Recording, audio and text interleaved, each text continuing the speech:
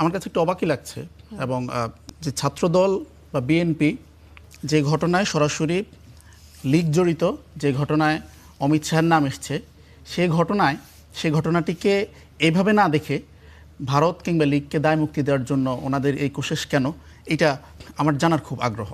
তারেক রহমান যখন দেশে ফিরলেন, ওসমান হাদি ঠিক মারা যাওয়ার পর দেশে ফিরলেন, এরপর ইলেকশন হলে উনি প্রধানমন্ত্রী হলেন। তারেক রহমানের জন্য এটা একটা বড় সুযোগ ছিল যে ওসমান হাদির ন্যায় বিচার নিশ্চিত করে তারেক রহমান বাংলাদেশের জন্য একটা উজ্জ্বল দৃষ্টান্ত স্থাপন করতে পারতেন। সেই জায়গায় অভিযোগগুলো কি? অভিযোগ হচ্ছে ওসমান হাদি নির্বাচনের আগে তার প্রতিবাদ সবাই হাজার হাজার মানুষ কেন আসতো, এখন কেন আসে না।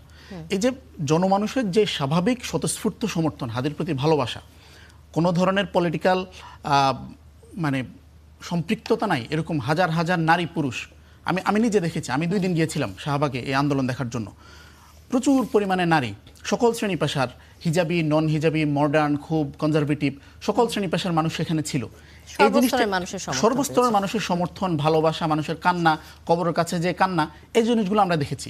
কিন্তু বাসেদ ভাইরা যখন বলেন যে ওই জিনিসটাকে প্রশ্ন করতে চান যে এই মানুষগুলো পরে কোথায় গেল, এটা আসলে ছাত্রদলের জন্য একটা বড় ধরনের দেউলিয়ত্বপনা বলে আমি মনে করি। আমি একটু শেষ করি। আমরা গত কয়েকদিন আগে দেখলাম যে ছোট্ট শিশু রামিসা হত্যাকাণ্ড হলো।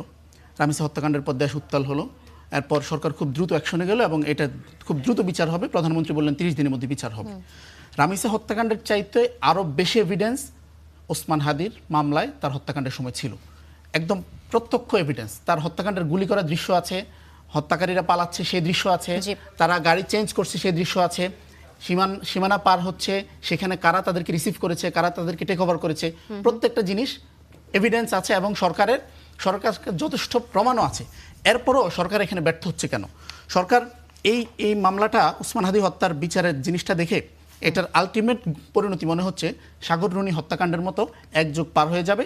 কিন্তু এইটার আলটিমেটলি আসলে এইটার পেছনে কারা জড়িত? যদি মমতা ব্যানার্জির কথা সত্যি হয়ে থাকে, যদি ধরেন এটা 50-50 চান্স ধরি যে সত্যি হইতে পারে, মিথ্যা হইতে পারে, যদি সত্যি হওয়ার 50% চান্সও থেকে থাকে, তাহলে সেটাকে আমরা আমলে নিব না? আমরা কি আমাদের জাতীয় নিরাপত্তার স্বার্থে এই জিনিসটা নিয়ে ভাববো না? এই জিনিসটাকে একেবারেই ভিত্তিহীন দাবি করে ওদেরকে দায় মুক্তি দেওয়ার এই ঐতিহাসিক দায় ছাত্রদল কিংবা বিএনপি নিজেদের কাঁধে কেন নিচ্ছে? ধন্যবাদ।